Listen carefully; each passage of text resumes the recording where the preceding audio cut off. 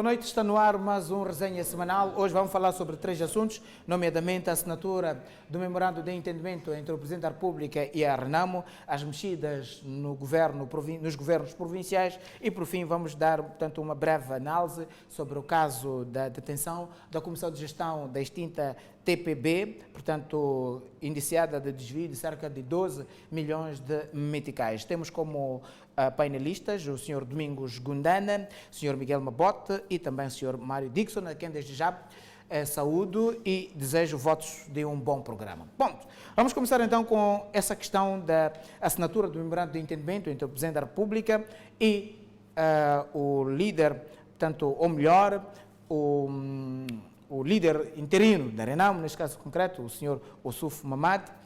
O Presidente da República confirmou esta semana, creio ter sido na segunda-feira, que chegou-se a um consenso entre o Governo e a Renamo sobre assuntos militares. Este memorando de entendimento também foi confirmado 2 dias depois pelo coordenador da Comissão Política Nacional da Renamo, o Sr. Ossuf Mamad, que de facto houve este memorando de entendimento entre as partes.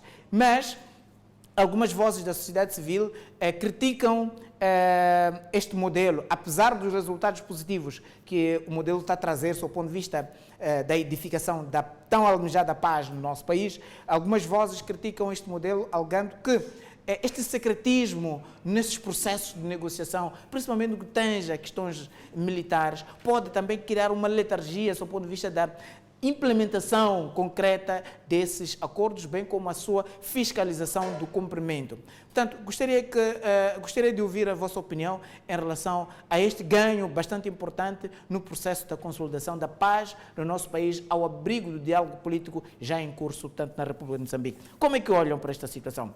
Sr. Gundana. Muito obrigado. Antes, porém, deixa-me agradecer ao Criador pelo dom da vida, saudar a todos que nos acompanham lá de casa, aos irmãos aqui do painel. Há bom tempo que não venho nesse espaço, mas a vida é assim. Mais uma vez, obrigado por cá estar. E, bom, quanto à questão que coloca, primeiro deixa-me agradecer, porque no dia 6, Moçambique e alguns atentos celebraram, e é uma data que não passou assim despercebida, 1 ano após o aperto de mão entre o Presidente da República e o malogrado Presidente da Renamo, Afonso Dhlakama, em Satungira.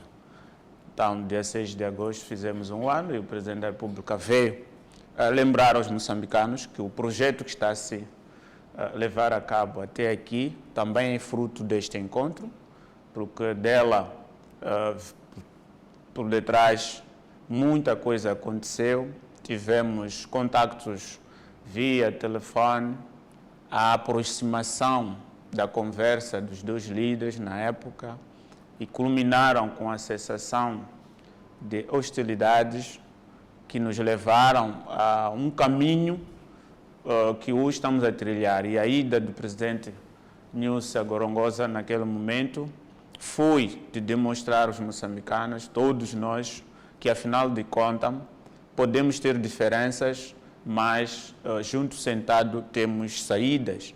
A recepção que ele teve também da parte do líder da Renamo, o presidente Dhlakama, na época, demonstrou-lhe também que, de facto, apesar de pontos de vista que são normais em termos de dia a dia, termos discórdias e termos consensos, somos todos irmãos e podemos caminhar juntos para os desafios do país. Então, eu tenho a certeza de que este memorando vem deste processo todo. As pessoas podem, de facto, pensar em tudo, mas sempre fomos chamados pelos 2 líderes desde o passado para que pudéssemos estar serenos e confiássemos naquilo que eles estão a fazer, porque tudo que estão a fazer o fazem no Conselho de Moçambicano. Eles ouçam aquilo que nós todos diariamente temos dito e levam isso traduzindo no trabalho para sairmos da crise que afetou o país. E eu estou confiante tenho a certeza que há vontade nas duas partes para que, de facto, a paz em Moçambique possa ser definitivamente de todos nós e ela possa ser palpável, porque pensarmos que o presidente Nyusi e hoje o coordenador da Renamo, general Suf Momad, estejam a discutir coisas que não têm nada a ver com o bem-estar dos moçambicanos, eu não quero pensar assim, porque eles também são moçambicanos. Nem toda a família Nyusi vive na Ponta Vermelha.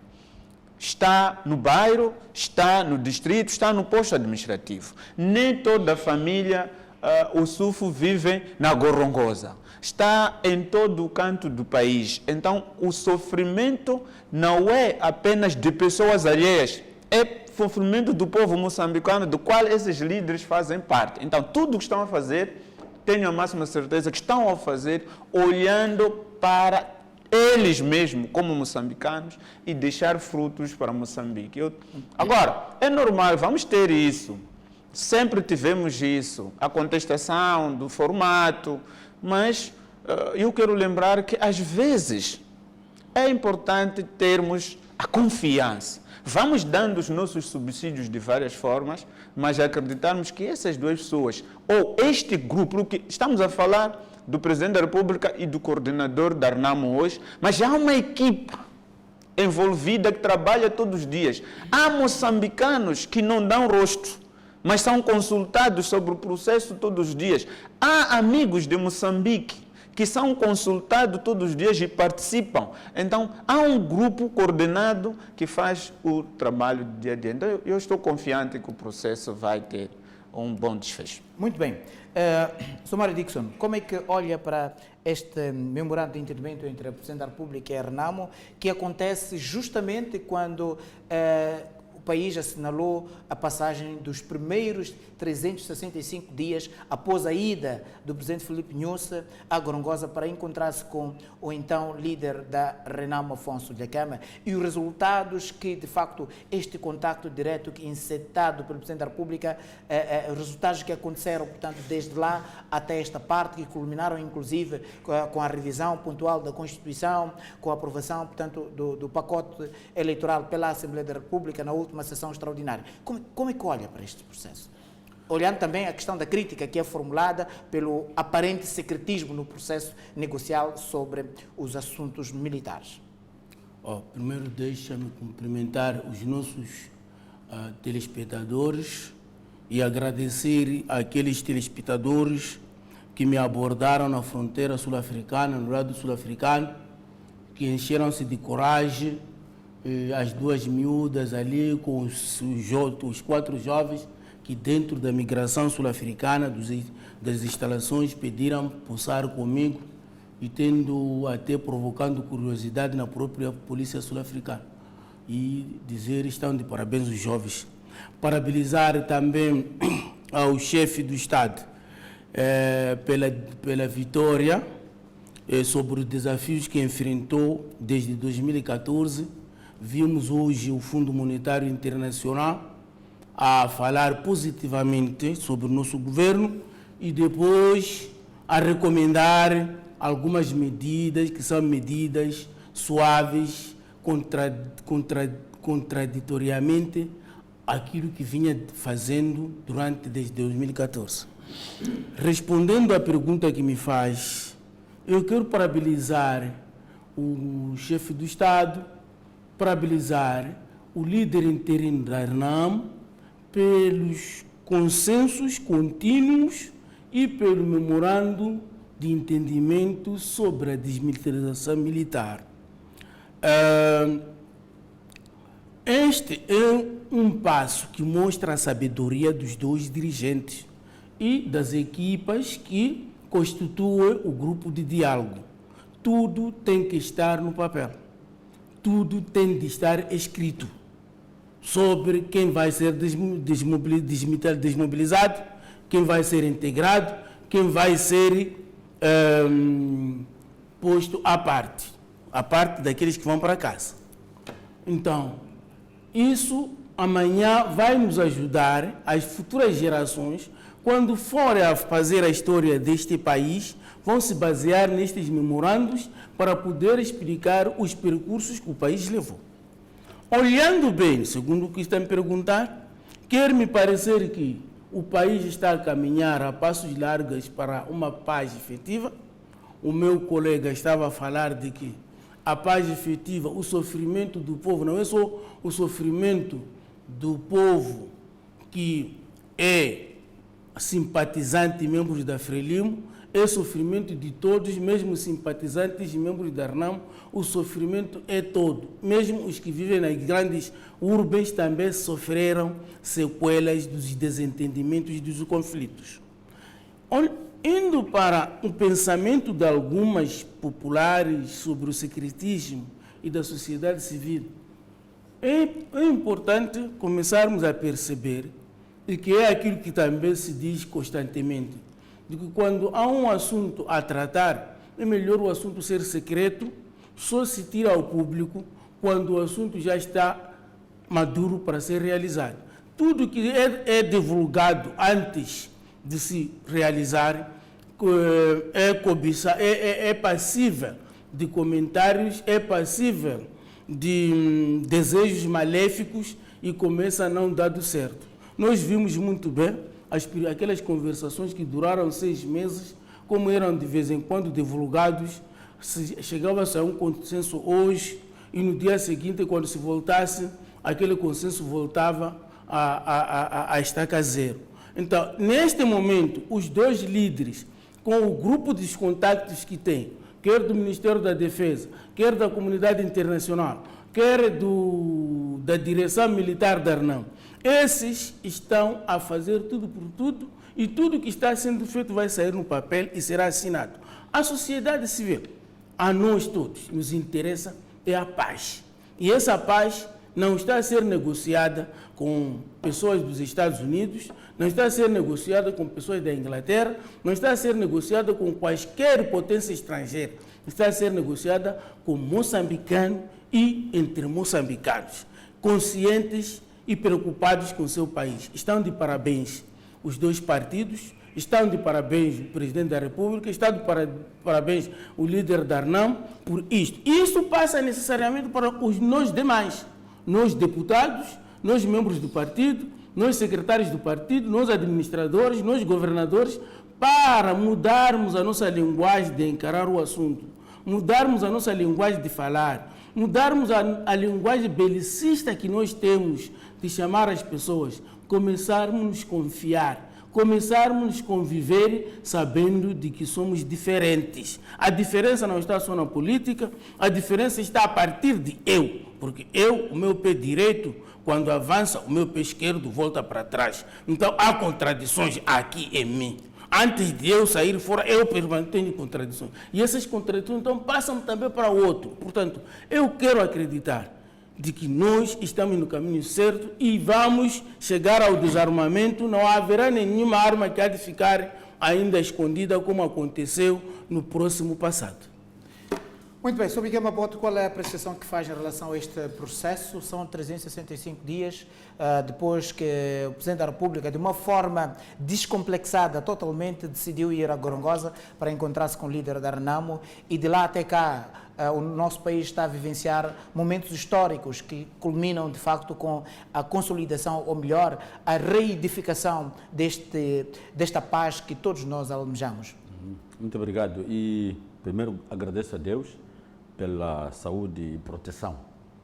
E também quero saudar a plataforma da sociedade civil para a proteção social em Moçambique, por aquilo que tem feito, portanto, na disseminação daquilo que é a necessidade de termos que dar primazia, portanto, à proteção social aos moçambicanos. Agora, o primeiro secretismo, eu não concordo muito bem, porque o secretismo é quando algo é subterrâneo ou submarino, por exemplo, não é? Mas nós sabemos sempre, somos informados os passos, não é? Sim. E primeiro, temos que avaliar também que quando, no passado, todos os assuntos, todas as vírgulas, os pontos eram discutidos e postos ao consumo público, as negociações sempre tinham qualquer travão. Sempre aconteceu isto. Agora, o que eu quero dizer aqui é que esta questão do desarmamento da RENAMO, esta questão da aprovação do pacote de descentralização, não se tratou de nenhum acordo. Foram garantias de ambas as partes. E nós, ao contrário daquilo que vinha acontecendo, não é? Nos entendimentos anteriores, em que havia uma assinatura, uma cerimônia oficial para a assinatura de qualquer documento. Então, o presidente Nunes e o falecido presidente da Câmara não fizeram nenhuma cerimônia de assinatura de qualquer documento. Então, o que aconteceu foram garantias. Você quer isto, o que é que você me dá? Foi apenas isso. Então, garantia é tipo objeto de penhora, por exemplo. A RENAMO está a penhorar entrega de armas como objeto de penhora. O Estado, como objeto de penhora, faz a aprovação do pacote de descentralização. São garantias. Tem que haver troca. Não há uma coisa acontece, a outra também tem a acontecer. Exato. Quero dizer, que, em outras palavras, que este memorando de entendimento recentemente assinado entre o Presidente da República e a RENAMO é consequência da devolução da confiança que, de certa forma, teria sido supostamente beliscada dentro desse processo político. Exatamente. O que reinou mais nessas negociações foi confiança entre os dois líderes. Não sei, está bem. Então, porque quando somos muitos, é difícil nos confiarmos a nós todos. Mas quando somos dois, ou nos desconfiamos de vez, ou há confiança, uma aproximação. É o que aconteceu. E, graças a Deus, porque este processo está sendo bem conduzido.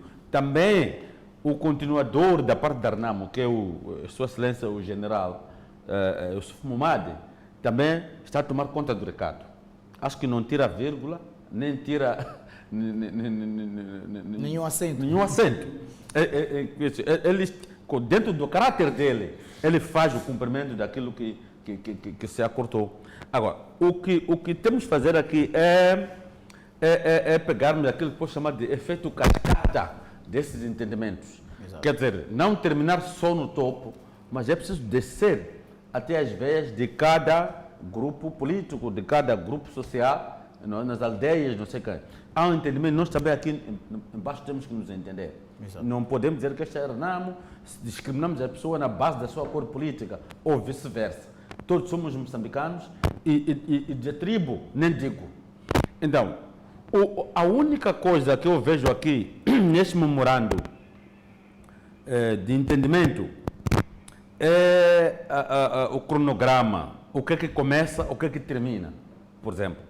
Enquanto o governo defende o desarmamento como o primeiro passo, e depois o segundo passo, desmilitarização, o terceiro é reintegração. E a RENAMO parece estar primeiro a privilegiar o quê? A reintegração, depois é que vão para os passos subsequentes. É aí onde há uma nuvem, por enquanto, que acho que vai se desanuviar. Mas quanto a mim, o melhor procedimento seria desarmamento, porque os outros passos vão se fazer sem ninguém de armas na mão. Exato. Não sei se está a perceber. É mais pacífico isso do que você fazer coisas a quem ainda está de arma em punho. Okay. E depois também, aqui na desmilitarização, para depois reintegração, é que quando se desmilitariza alguém, ele deixa de ser militar. Exato. Não é? Então, deixa de ser militar, ele entra no exército. Porque quando entra como militar, ele entra com a doutrina de lá onde ele vem. Ok. Muito bem, vamos neste momento observar o intervalo. Voltaremos então para alguns comentários em relação a este que é o assunto do dia, que de facto diz respeito a todos os moçambicanos, independentemente, portanto, dos seus estratos sociais, independentemente das suas cores partidárias. É um ganho que de facto foi conseguido ao abrigo do diálogo político que está a decorrer no nosso país. Não sai daí, até já.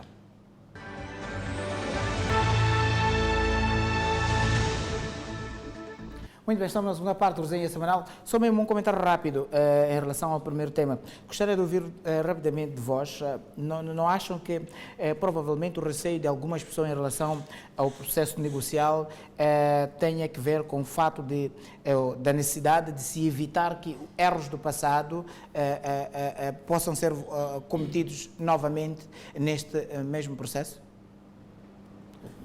Bom, erros do passado, qualquer ser humano não é infalível. Exato. Erros poderão existir, exato. Não sei se está a perceber, mas os erros não vão ser tão grandes o ponto de prejudicar o processo. Exato. Porque pelo que se viu, pelo que se vê, essas duas entidades, não é? Até aqui trouxeram um bem mais precioso, não é? É que mesmo antes da conclusão ou consumação deste processo, nos nossos corações já palpitamos, portanto, a garantia de que a paz veio para ficar. Muito bem. Isso existe. Muito bem. Segunda, por mais que haja erros, acredita que possam ser supríveis dentro desse processo? Claro que não existem processos perfeitos, mas antes disso, deixa eu dizer uma coisa. Estava a falar com o Samobotes a questão do formato. Eu tive a sorte de trabalhar com o Moja Moçambique para desmobilizar os antigos, os tropas na última fase de 16 anos. A questão aqui, por exemplo, neste processo, há um primeiro passo que se diz reenquadrar tropas que estão no exército, que foram afastados dos lugares de qual eles existiam, que são estes, ao voltarem nesses lugares de chefia, estarão com os colegas para poderem receber os outros irmãos. Este é o primeiro passo, reenquadrar. Essas pessoas estão lá no exército, não precisam vir de outro lugar, apenas foram afastados naquele momento em que o presidente Guebuza mandou-os para a Academia Samora Machel. Sabemos isso, como é que aconteceu. Exato. A segunda questão é, de facto, a reintegração nos outros lugares em que estão a ser discutidos, que nós já ouvimos dentro das Forças de Defesa e Segurança, fora do Exército. Estamos a falar da polícia e as outras áreas.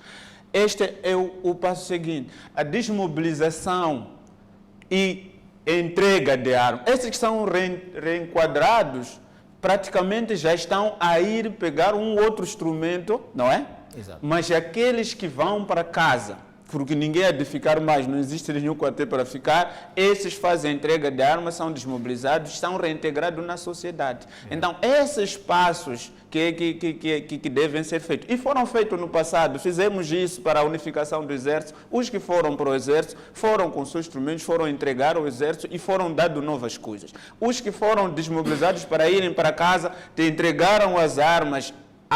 Na altura era o NUMOJ, a junção de várias organizações da sociedade civil. Tivemos a experiência de criarmos a Muxim, que era esse modelo que vai se seguir, que eram as duas partes. Nesse momento que estamos a falar, temos comissões de observadores, exato, que estão elementos do governo e elementos das forças provenientes da Arnam. Esse já a mídia mostrou já num passado recente, em que os comandantes foram até o terreno, instalaram esses organismos, estão observadores, estão das duas partes. Então, essa é uma questão normal, reenquadrar para as pessoas receberem juntos os irmãos e os instrumentos, e a comissão, o grupo que vai ser criado para esse efeito, que dentro do memorando já está, os líderes estão a cautelar isto, quem que de facto há de para os acantonar, como é que as armas vão ser entregues, quem que vai selecionar as pessoas que estão em condições, por exemplo, para ir para uma polícia, porque não é todo mundo pode estar em condições,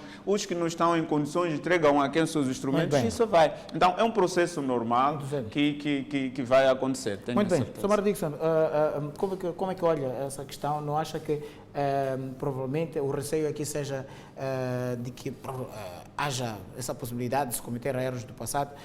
Aqui é uma lógica daquilo que é a experiência tida no nosso país com a Unimos, que num passado não muito longínquo aconteceram as coisas e hoje, apesar, portanto, do formato não ser exatamente original em relação, portanto, àquilo que foi adotado tanto na década de 90, o processo avança e se houver erros, estes podem ser supríveis e sem, com isso, prejudicar, portanto, aquilo que são os resultados finais que devem ser alcançados.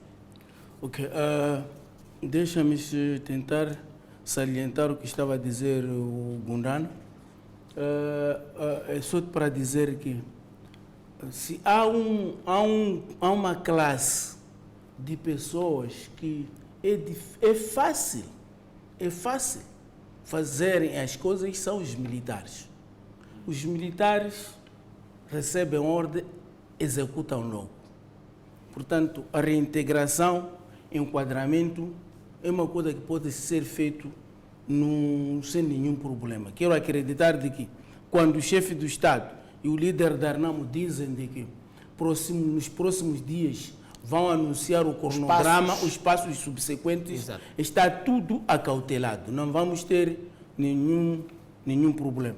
Então, indo no que estás a me dizer, nos receios não receios, é preciso ver que este processo é diferente, tem algumas diferenças com o processo do Acordo Geral de Paz de Roma. O Acordo Geral, no primeiro processo, primeiro assinou-se o Acordo Geral de Roma e depois viemos aqui e começamos a implementar o Acordo Geral de Paz.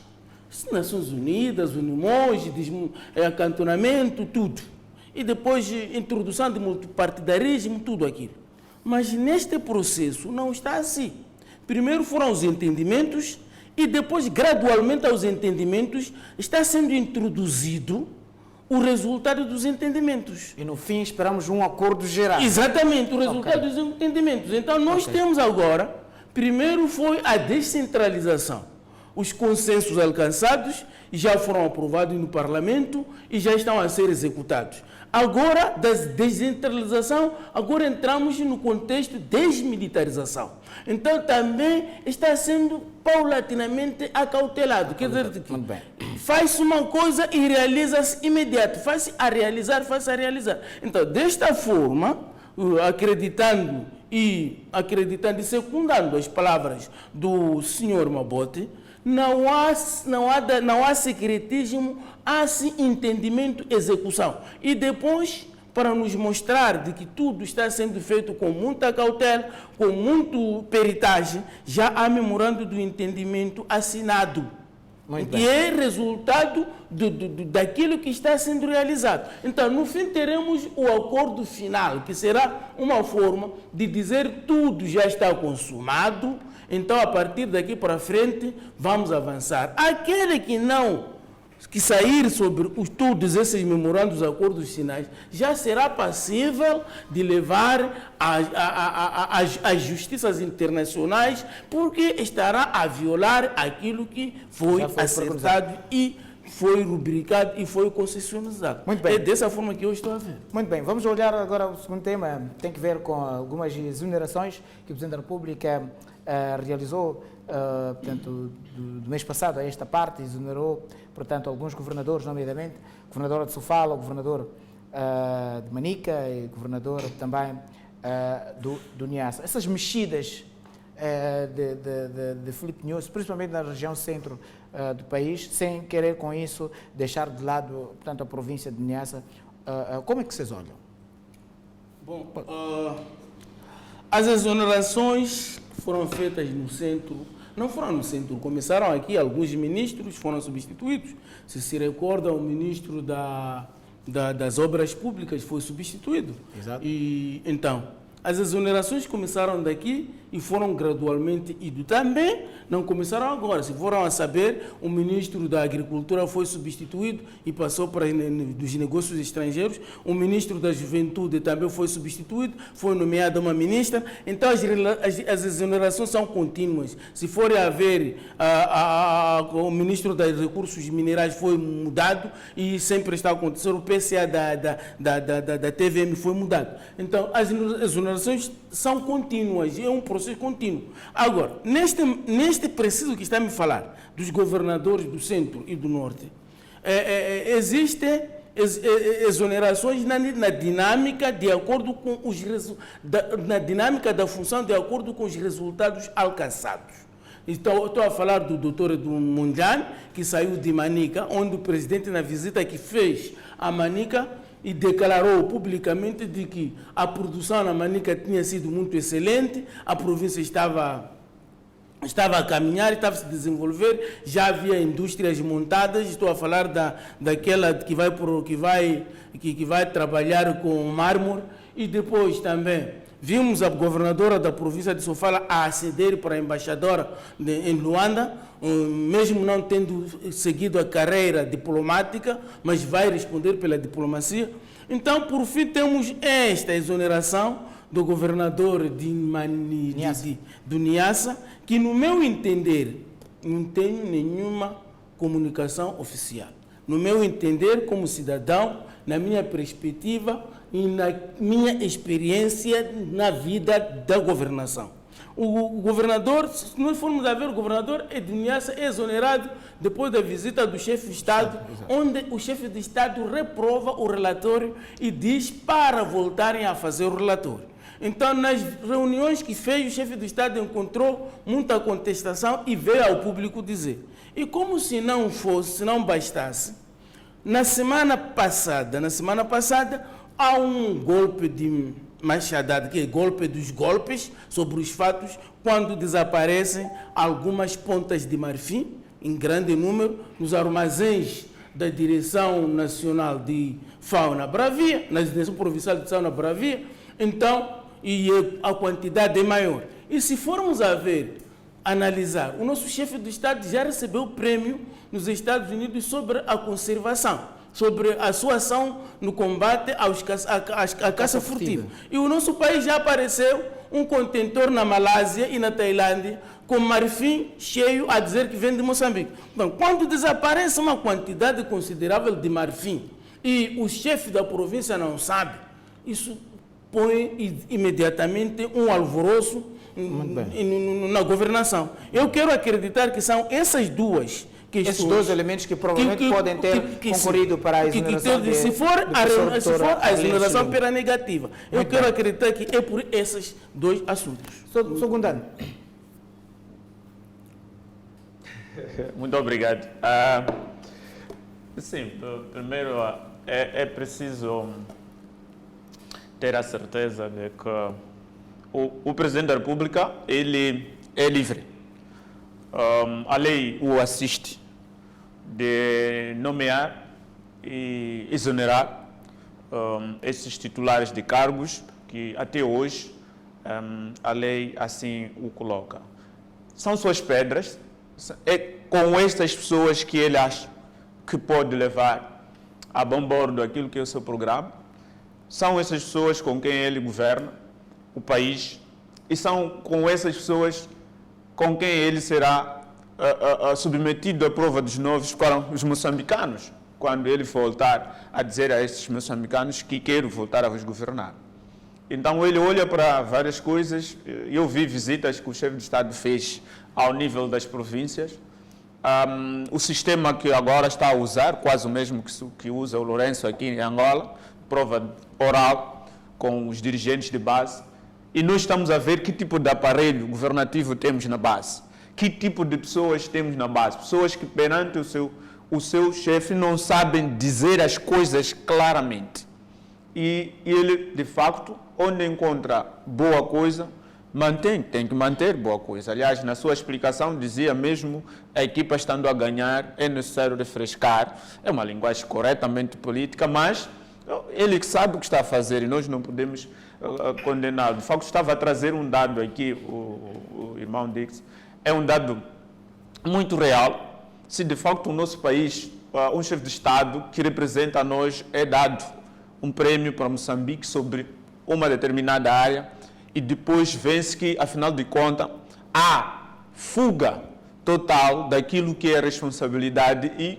a pessoa que está no comando não sabe como é que as coisas aconteceram, então, de facto, essa pessoa podia, se for este motivo, é um bom motivo da sua saída. Se não for, também não precisamos muito saber. Claro que para os governadores, de acordo com aquilo que são os entendimentos que foram alcançados na lei da descentralização, já no próximo ano, essa prova dos 9, que os partidos políticos concorrentes começarão agora a procurar figuras com quem devem contar por um longo tempo, para que evitemos ter pessoas que no meio do caminho precisem que seja tomado medidas como estas, porque vai haver a eleição destes mesmos senhores. Então, um governador eleito, o pressuposto da exoneração não é igual hoje. A mudança do sistema vai obrigar que haja muitos entretantos para o tirar, por isso as pessoas, ao serem chamados para esses cargos, terão que ser pessoas que deem garantia àquele que vai governar ou àquele que está a propor, de que de facto serão pessoas que vão tomar conta do recado. Mas eu quero acreditar que é uma forma. Dizia ainda bem que a governadora de Sofala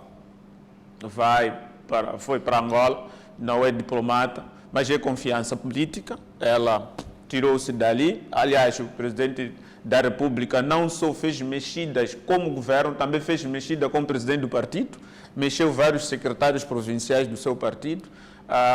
E hoje temos a situação, no caso de Sofala, tivemos a situação que tivemos, que viveu-se também muito difícil, com a saída do Madiakunene, depois a própria governadora, e a ida da vice-ministra para assumir internamente as funções, as contestações que tivemos. Então, eu acho que ele está a jogar com as pedras que tem, está no fim da linha em termos de governação, tem um ano que vem, mas são essas pessoas que ele tem. O governador Mondlane, eu estava a conversar no grupo de amigos, as pessoas, mas sabemos que Beira vai ter eleições, é uma autarquia de disputa, o governador Mondlane vem de Manica, onde Manica sofreu-se aqueles acidentes todos com o líder da Renamo, e ele conhece a área tropa, não será por estar a ser chamado aí para fazer...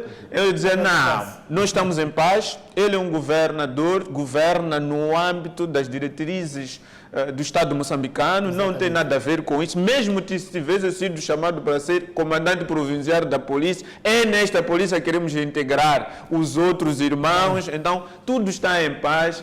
São movimentos normais que eu acho que cada líder tem o direito de fazer. Muito bom. Qual é a sua percepção, Sr. Miguel Mabota, em relação a essas mexidas que Filipe Nyusi tem vindo a operar, visando refrescar, diga-se, a sua máquina governativa?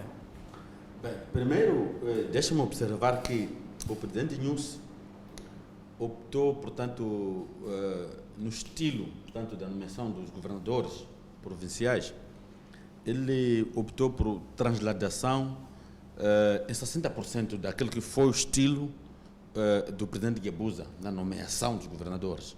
Quer dizer que, quando ele ascende ao poder, aqueles que eram ministros passaram para governadores provinciais, mas o presidente Nyusi Filho, portanto, 60% mais ou menos, não foram todos. Agora, e é preciso também ressalvar que quando nós nomeamos alguém, ou quando se nomeia alguém para uma função, às vezes é um desafio. Desafio porque não se tem a certeza se vai ser bem sucedido ou não. É um desafio sempre uma nomeação. Para quem nomeia e para quem é nomeado. Nesta ordem de ideias, é como o nascer de uma criança, não é? Todos os filhos que nós temos sempre celebramos o nascimento, mas já não celebramos o dia a dia da vida deles, em termos comportamentais, etc. Então, é o que acontece também na governação. O que eu posso dizer também aqui é que o presidente Nyusi justificou-se bem quando da tomada de posse. Uns saíram porque não estavam a dar conta do recado, outros saem por um mero refrescamento do aparelho. Portanto, temos que admitir essas duas hipóteses, mas ele não deu indicação de quem e quem. Só que pelos sinais, pelas visitas que ele fez, nós já acompanhamos o que foi dito aqui não saber explicar os números que aparecem nos relatórios. Não, pode ter sido isso um dos problemas. Um dos problemas. Mas para outros, por exemplo, aquele que é tirado de Manica para outra província, não é assim? Se calhar é uma questão de se achar que ele se enquadra bem na situação atual, naquela província, o governador Mondlane. Então, se calhar seja por isso. Agora, outra questão aqui sempre nós vamos ter, até ao último dia da governação deste mandato do presidente Nunes, nós vamos assistir exonerações, vamos assistir nomeações. Eu lembro-me, no presidente Chissano, ele nomeou um comandante, portanto, se não salvo erro, ou seja, da polícia, quer dizer, no último dia, quase na última semana do seu mandato, o presidente Camilo de Buza também fez isso, não é? Nos últimos tempos. Então, é uma questão só daquilo que lhe convém como dirigente. Exatamente. Ok, vamos observar mais um rápido intervalo. Voltaremos para o próximo bloco, olhar para a questão relacionada com a corrupção na extinta empresa Transportes Públicos da Beira. Até já.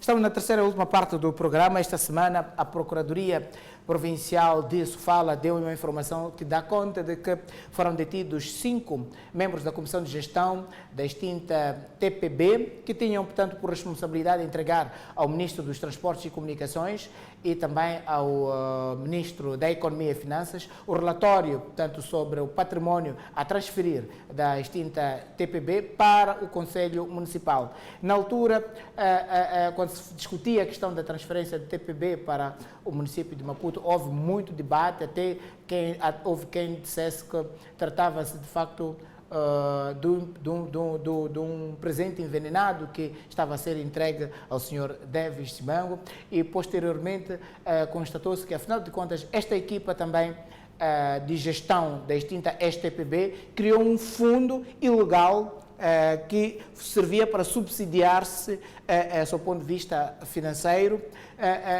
num valor que estima-se que seja de mais ou menos 12 milhões de meticais. Numa situação dessas, uma empresa praticamente já em problemas, uma comissão de gestão que o governo cria para resolver o problema de uma empresa, e ainda encontramos um desfalque desta natureza. Que sinal é que de facto se pretende transmitir para, particularmente, o setor de transporte, de uma forma específica na cidade da Beira? Secundário.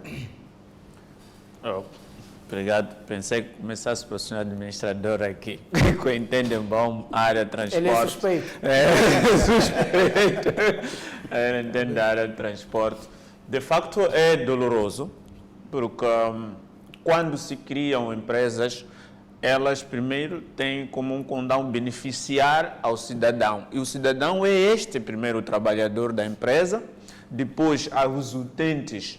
E eles, os utentes, só podem usufruir se a empresa estiver em pleno funcionamento. O trabalhador também poderá ter melhores condições se a empresa estiver a produzir. Então, se são os mesmos que devem ter melhores condições com a produção da empresa, são os primeiros a retirar o instrumento que incentiva a empresa a crescer, então esses também, de facto, é um erro grave que aconteceu.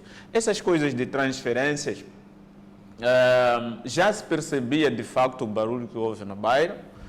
As intervenções foram vastas, haviam pessoas, cada um com a sua linha de influência dentro da empresa, mas percebia-se que alguma coisa de facto estava errado. Eu espero que esses 12 milhões denunciados e essas pessoas que foram levados estão na conta com a justiça, que se esclarece, de facto, o que teria acontecido, quem foram, de facto, os mentores e os beneficiários deste dinheiro, como é que esse dinheiro saía da empresa, e para que, de facto, os TPBs possam funcionar plenamente. Eu sei que o país precisa de transporte público, Beira é uma das cidades com uma mobilidade muito maior, também quase igual a Maputo, e se o transporte não for bom, as pessoas de facto passam mal. Lembro-me há bem pouco tempo quando